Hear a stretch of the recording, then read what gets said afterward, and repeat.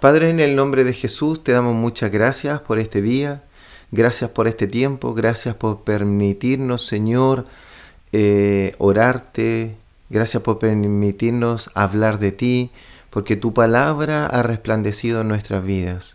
Oro, Señor, por mis hermanos que están en distintos lugares, para que sean fortalecidos en la fe, en el amor, y sean guiados, Señor, por tu Espíritu Santo y fortalecidos por tu palabra.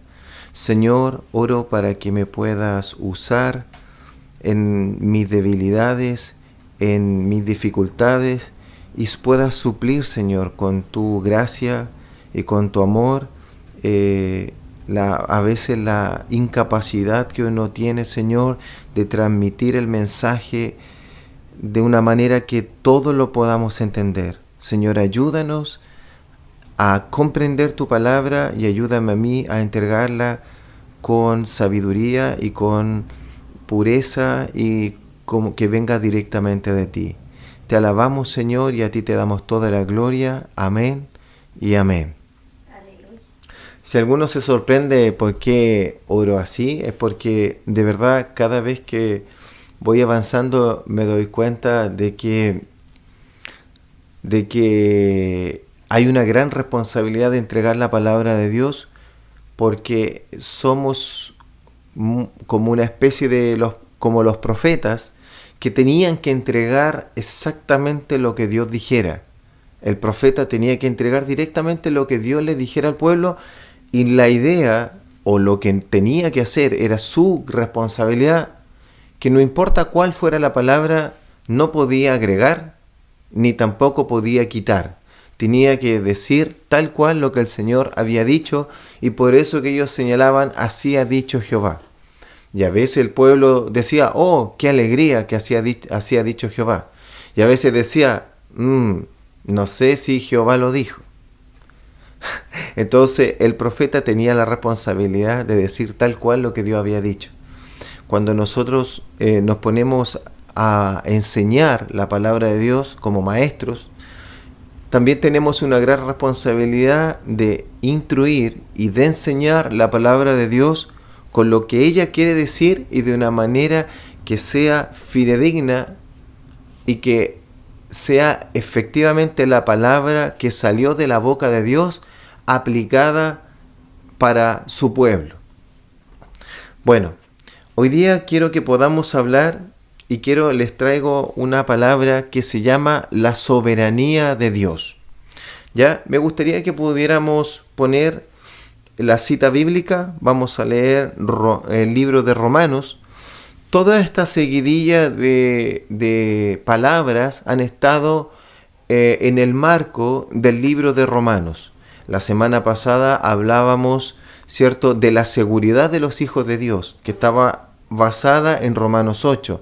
La anterior era los cristianos y la ley, Romanos 7. Y así sucesivamente hemos estado hablando del libro de Romanos, que es el libro que habla directamente del Evangelio de nuestro Señor Jesucristo y de la doctrina del Evangelio que es para los creyentes. Entonces, quiero que podamos leer la palabra para avanzar en este tema que es la soberanía de Dios. Dice así en Romanos capítulo 9, del 12 al 14. Se le dijo, ¿a quién? A el hombre que recibe esta promesa.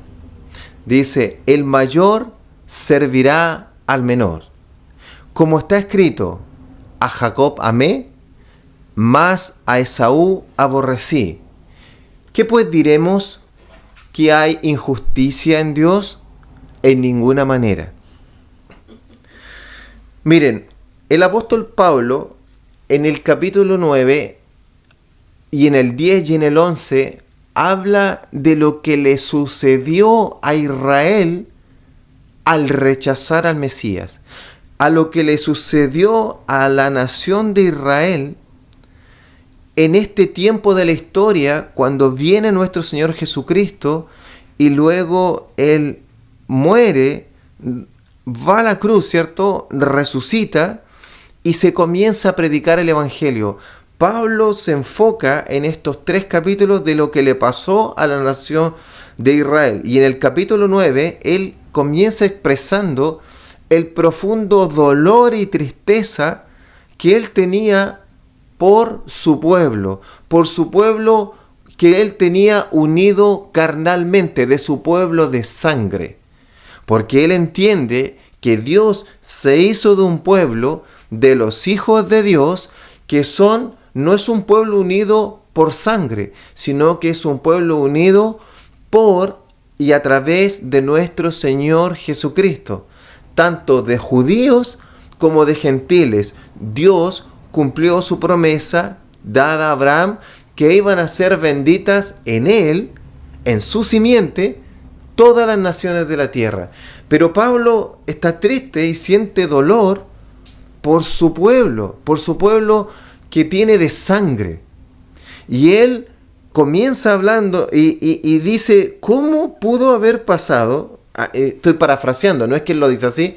Dice que quienes tenían la promesa, a quienes se le dio la ley, de quiénes son los patriarcas, quienes recibieron a través de los profetas cada una de las indicaciones de quién viene el Mesías, porque el Mesías viene de los judíos.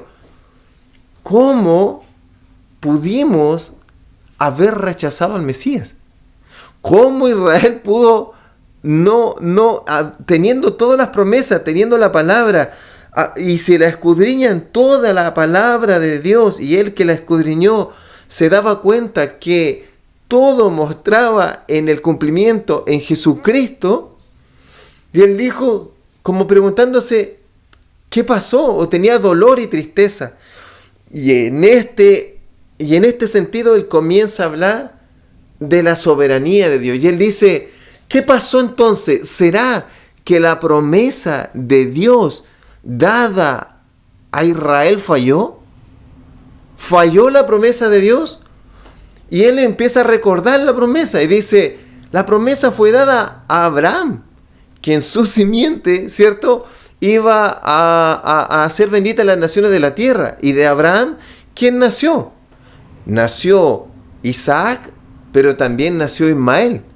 Y él dice, pero a pesar de que nació Ismael y Isaac, la promesa no estaba con Ismael, porque la promesa venía de la simiente, ¿cierto?, de quien tenía que venir la promesa, que era de la mujer estéril, que era Sara, porque a ella se le cambió el nombre de Saraí a Sara. Entonces viene a través de ella y nace Isaac.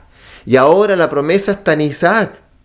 Y Isaac, dentro de sus hijos de la promesa, le nacen mellizos, ¿cierto? Esaú y Jacob. Y ahí el Señor le dice, ahí hay una promesa que está como en contra de lo que se determinaba en ese tiempo, que el mayor, ¿cierto?, era el que tenía mejor herencia y que los menores tenían que servir a los mayores. Pero el Señor determina en su soberanía, acuérdate que estamos hablando de la soberanía de Dios, cambiar esto y dice, no, para que se note que es del Señor y que la gloria es del Señor y que el Señor hace como Él quiere, ¿cierto?, en favor de su plan y de cumplimiento de su promesa, el mayor servirá al menor. Entonces pasa de que el Señor dice que a pesar de que los dos nacieron en iguales de condiciones, son mellizos, hijos del mismo padre, hijos de la misma madre, resulta que el mayor iba a ser aborrecido y en el menor se iba a cumplir la promesa, porque ese iba a ser el hijo amado en el cual Dios iba a cumplir su promesa. Y Jacob luego fue cambiado su nombre a Israel, y desde él viene la nación, los patriarcas, las 12 tribus, ¿cierto? Y se conforma la nación de Israel. Entonces, la pregunta frente a esta situación del cambio de que el mayor servirá al menor y que Dios a uno ama y a otro aborrece, Pablo hace la siguiente pregunta: ¿Qué pues diremos? ¿Que hay injusticia en Dios? ¿Es Dios injusto porque a Esaú aborreció y a Jacob amó? ¿Es injusto Dios por hacer eso? Realmente, si nosotros lo viéramos a la luz de la manera en que vivimos en la tierra, si a la luz de los derechos humanos, la justicia social y la vida que conocemos, te aseguro que si esto lo exponemos en cualquier parte, seguro muchas personas encontrarán que aquí hay injusticia. Porque debieron haber tratado a los dos de la misma manera. Está bien, no se le da la herencia mayor o la mejor herencia al mayor. Pero tampoco eso significa que todo se lo daremos al menor, sino que se lo daremos en partes iguales. Así entendemos nosotros la justicia humana. Pero nosotros tenemos que entender que la justicia de Dios no opera como la justicia del hombre. ¿Por qué?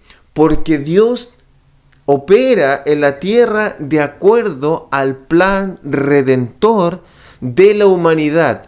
Cuando Adán cayó en el huerto de Edén y entró el pecado en el ser humano, Dios en ese mismo momento comenzó el plan de redención de la humanidad y declaró que la simiente de la mujer le iba a pisar la cabeza a Satanás. De la simiente del que naciera de la mujer iba a vencer a Satanás. ¿Hasta cuándo se cumplió eso? Hasta cuando de la simiente de la mujer nació el Señor y Salvador del mundo, que venció al diablo en la cruz, que es nuestro Señor Jesucristo. Hasta ese momento ahí se cumplió eso.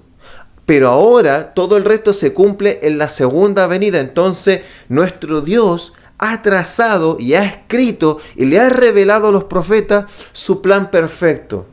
Y el plan perfecto de Dios es la redención de la humanidad, es la restitución de todo lo que se echó a perder, de todo lo que se contaminó. Esta tierra se contaminó por causa del pecado del ser humano. Esta tierra tiene que ser restaurada. El ser humano se contaminó a sí mismo, por lo tanto tenía que venir un sacrificio para expiar los pecados de la humanidad. Y Dios mismo, Dios, baja del cielo, se hace hombre para Él, vivir la vida que tú no podías vivir, pagar por tus pecados y mostrar que en Él está la vida al resucitar de los muertos. Y todo aquel que crea tiene vida eterna y resucitará con Él en el día postrero. Y en el día postrero se restaurará todas las cosas. Todo lo que Dios haga desde Adán en adelante tiene un trazo que es el plan de Dios. Y por lo tanto está la soberanía de Dios. ¿Qué es? Es que se hace la voluntad de Dios a pesar de que a nosotros no nos guste.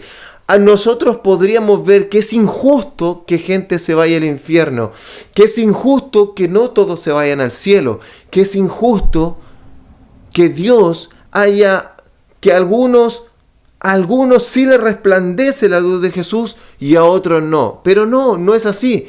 Y vamos ahora a ver cómo compatibilizamos, cómo nosotros logramos entender y acercarnos a este atributo de Dios, que es la soberanía de Dios, que tiene que ver con que se hace la voluntad, la perfecta voluntad de Dios, la que nosotros decimos que la voluntad de Dios es buena, agradable y perfecta. Nosotros lo decimos con la boca, la voluntad de Dios es buena, agradable y perfecta. Pero, sí, y así es.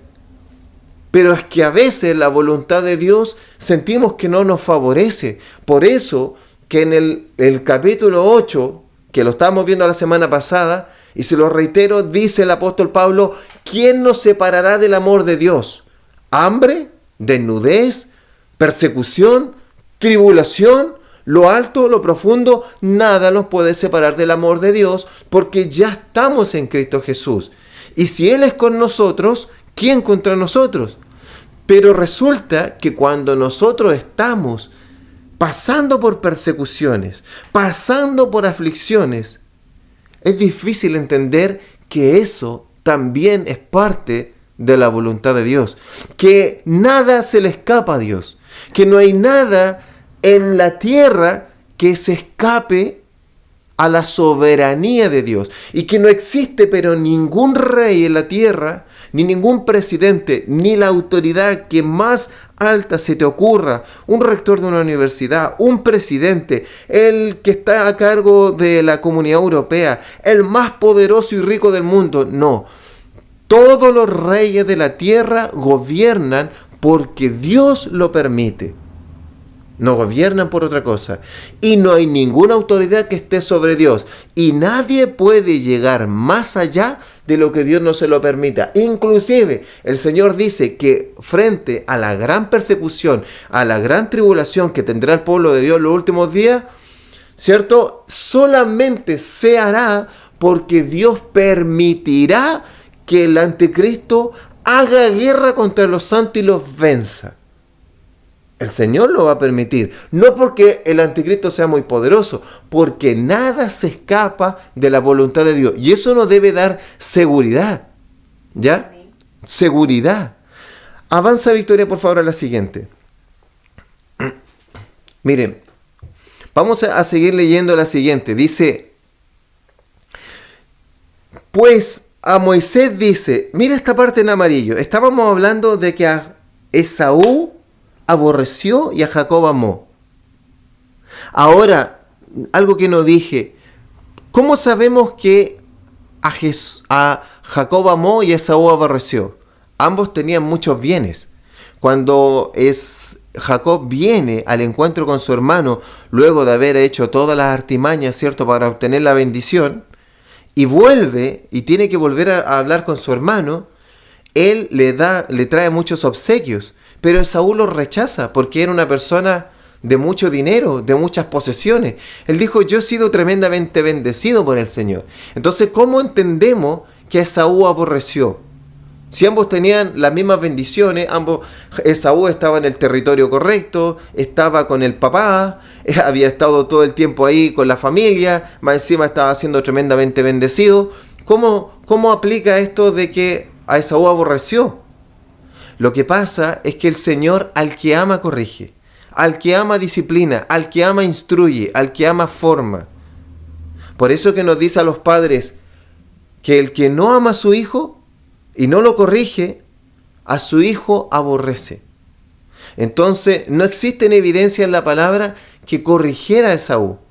Pero Jacob hacía algo y al tiro en el instante lo corregía, lo volvía a corregir. No te ganaste la bendición, no te hiciste esto otro, y siempre lo corregía y lo disciplinaba. A Jacob usted va a ver evidencia ahí leyendo la palabra de todas las veces que fue disciplinado Jacob. ¿Por qué? Porque en él estaba la promesa. Amén. Pero ¿qué dice acá? Pues a Moisés dice, y esto te puede chocar, porque acuérdate, estamos hablando de la soberanía de Dios. Tendré misericordia del que yo tenga misericordia, y me compadeceré del que yo me compadezca. Así que no depende del que quiere ni del que corre, sino de Dios que tiene misericordia. Y agrega, porque la Escritura dice a Faraón, para esto mismo te he levantado, para mostrar en ti mi poder, y para que mi nombre sea anunciado por toda la tierra, de manera que de quien quiere tiene misericordia, y al que quiere endurecer, endurece. Y esto es muy fuerte para nosotros los seres humanos. Es tan fuerte como cuando leímos y vemos la última parte del capítulo 8, que habla de la predestinación, que dice que a los que conoció desde antes, ¿desde cuándo antes? Desde antes de la fundación del mundo, que a los que conoció, los predestinó. Y a los que predestinó, llamó. Y a los que llamó, justificó. Y a los que justificó, glorificó. Y alguien diría, eso quiere decir que los hijos de Dios que se convierten, ¿ya son escogidos desde antes de la fundación del mundo? Sí. Pero no, y alguien diría, entonces, ¿para qué predicar el Evangelio? Bueno, predicamos el Evangelio porque el Evangelio es el llamado a la salvación y al arrepentimiento. Y el que lo recibe, nosotros entendemos que es el que Dios escogió desde antes de la fundación del mundo. Pero nosotros no sabemos a quién escogió. No sabemos. Por eso que tenemos que predicarle a toda criatura. Y por eso que aunque tuviéramos hermanos en la congregación asistiendo que solo hacen alboroto y parecieran inconversos solamente, el Señor dice, mira, no separes el trigo de la cizaña. No vaya a ser que tratando de sacar la cizaña, quites también el trigo. Yo separaré el trigo y la cizaña al final de los tiempos. Entonces nosotros tenemos la tarea de predicar el Evangelio a todas las personas, de instruir y formar y darle la palabra de formación a todos los creyentes y a todos los hermanos que la escuchan. Ahora, quien recibe el Evangelio y es llamado y le toca el Evangelio y se arrepiente, es solamente por la obra del Espíritu Santo que el Señor está haciendo. Ahora, si la palabra de instrucción y formación, luego de que eres creyente, te está entrando, te está formando, te está renovando el entendimiento, es que el Espíritu Santo también te está amoldando, perfeccionando para que nos vayamos pareciendo cada vez más a Cristo. ¿Quién hace esa obra? El Espíritu Santo. ¿Quién hace la obra de salvación? El Espíritu Santo. La de salvación y la de santificación. Pero eso no significa que nosotros vamos a quedarnos de brazos cruzados a que todo lo haga Él, porque Él ha dispuesto que nosotros, los agentes humanos, sus vasos de honra, vasos de barro, prediquemos el Evangelio y instruyamos y perfeccionemos a los santos para la obra del ministerio. Aleluya. ¿Ya? Ahora, ¿de quién depende todo lo que sucede? El fruto que obtenemos de la predicación. ¿Quién se convierte? ¿Quién no se convierte? ¿Quién recibe la palabra? ¿Quién no la recibe? Dios. Depende de Dios. Nosotros tenemos que ser personas responsables y decir como Pablo, ¡ay de mí si no predico el Evangelio! O sea, no importa si me apedrean, no importa si me golpean, no importa si me dicen, ¿qué estás hablando? ¿Qué palabrero, qué parlanchín es este? ¿Qué te fumaste, Pablo? ¿Qué te volviste loco? Mucha letra te volvió loco. No importa, porque la obra es del Señor y el Señor tiene misericordia de quien tenga misericordia. Y alguien diría, pero entonces Dios es injusto. No. Lo que pasa es que nosotros tenemos que aprender a entender la soberanía de Dios, pero en el tenor de la justicia y la misericordia. Porque si tú te vas a qué te mereces, cada uno lo que nos merecemos es la muerte. Porque dice, por cuanto todos pecaron, todos están destituidos de la gloria de Dios. El Señor no hizo nada. El Señor no es injusto. El Señor pone al hombre en el huerto del Edén, le da instrucciones y le dice, de ese árbol no puedes comer. Y el hombre desobedeció. La mujer desobedeció y le dio también el alimento al hombre. Ellos desobedecieron. Y Dios pudo haberlos matado en el mismo momento, porque dijo, el día que comieres, de cierto morirá. Y los pudo haber matado fulminadamente. Sin embargo, no los mató. Porque Él quería la restauración del ser humano, pero no podía hacerlo porque Él, como es justo, Él tiene que obrar en justicia. Y no puede decir, no, aquí no pasó nada, aquí no pasó nada. Perdón, nunca te pasó, yo te restablezco una varita mágica y se acabó. No, tiene que venir una obra redentora que restaure mediante justicia todo esto. Porque si no, el diablo podría decir, Dios no es justo entonces. Dios no es justo. No, Dios sí es justo. Pero aplica también la misericordia. Pero la misericordia de Dios no es una obligación de alguien ni de Dios. Por eso que Dios dice, tendré misericordia de quien tenga misericordia. Miren, ayer expliqué un ejemplo y se lo voy a explicar. Una vez una persona venía a pedirme pan, alimento o algo que yo tuviera, y a veces le daba dinero, ¿cierto? Y yo le daba. Y un día le di, se fue muy contento, muy agradecido, la segunda vez le di, la tercera, y después como que él venía casi a retirar y se iba. Y un día yo no tenía, y le dije, ¿sabes qué? No, pucha, ¿sabes qué? No tengo. Y se enojó. Y se enojó porque no tenía, y me retó. Se fue así como, ¿cómo se te ocurre no tener? Y cuando empecé a estudiar este tema y empecé a entender la misericordia de Dios, en la soberanía de Dios, me di cuenta que nosotros muchas veces somos así. Cuando Dios hace un acto de misericordia con nosotros, lloramos, nos arrepentimos y entendemos lo que Dios está haciendo, y que por su sola misericordia hemos pasado de la muerte a la vida, que ahora ya no estamos muertos, que ahora tenemos paz con Dios, y que si morimos terrenalmente estaremos una eternidad con Él, aunque no lo merecíamos, solamente porque nuestro Señor Jesucristo fue a la cruz y pagó Él por nuestros pecados. Él tomó nuestro lugar y fuimos nosotros declarados justos delante de Dios. Y desde ese mismo momento entramos al reino de los cielos. Y en ese momento, ¿qué viene sobre nosotros? Gratitud. No lo merezco.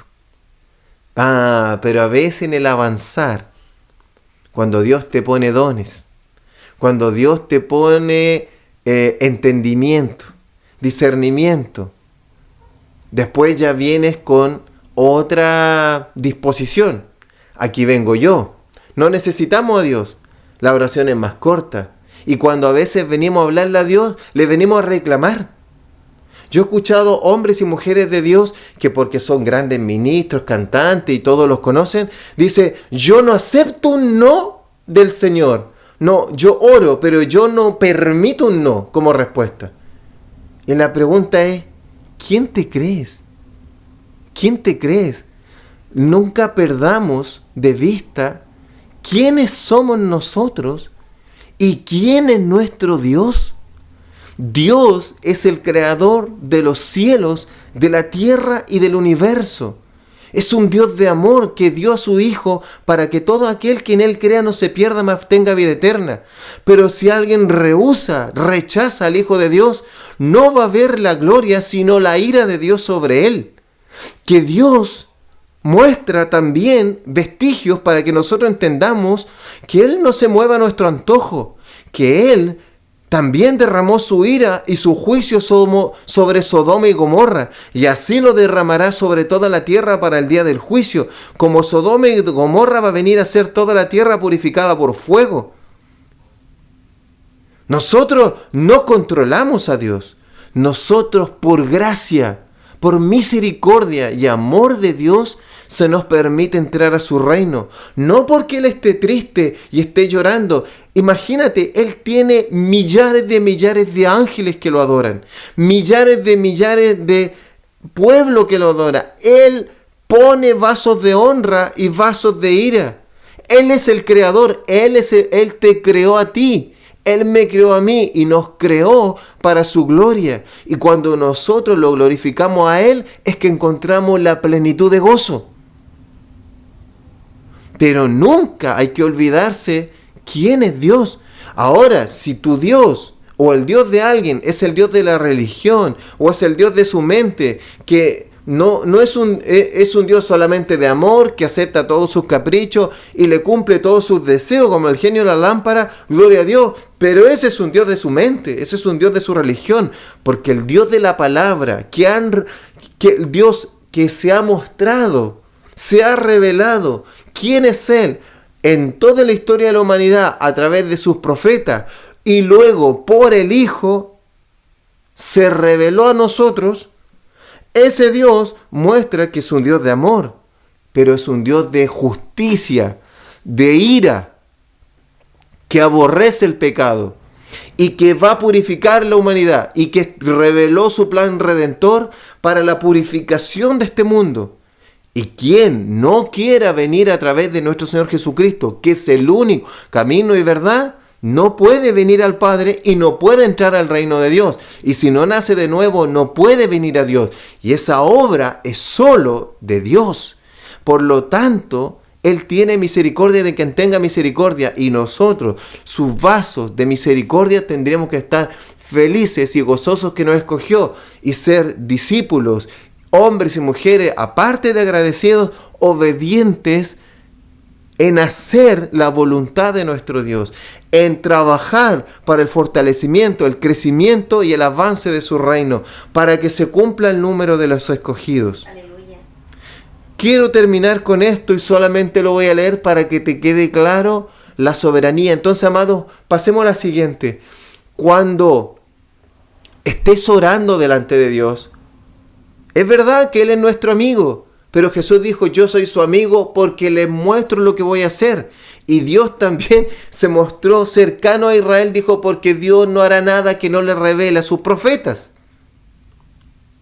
Esa es la cercanía de Dios, que Dios no hace nada escondido, Dios lo hace todo a la luz y ha revelado su plan perfecto. ¿Ya? Pero Él sigue siendo Dios. Nosotros no podemos venir a Dios a pedirle cuentas en oración. Cuando te acerques a Dios, cuando le pidas algo a Dios, mira cómo oraban Daniel y los antiguos. Señor, si está en tu voluntad. Señor, si está en tu soberanía. Ahora, ¿cómo oran algunos? Yo hago esto, y poco menos que Dios tiene que correr a lo que Él dijo. Y que si eso no está en los planes de Dios, no importa. Dios tiene que hacerlo igual. Porque la persona tiene tanta autoridad que Dios tiene que sujetarse a la autoridad de esa persona. Oye, si la única autoridad que Dios nos ha delegado es la autoridad que se ganó el Hijo de Dios.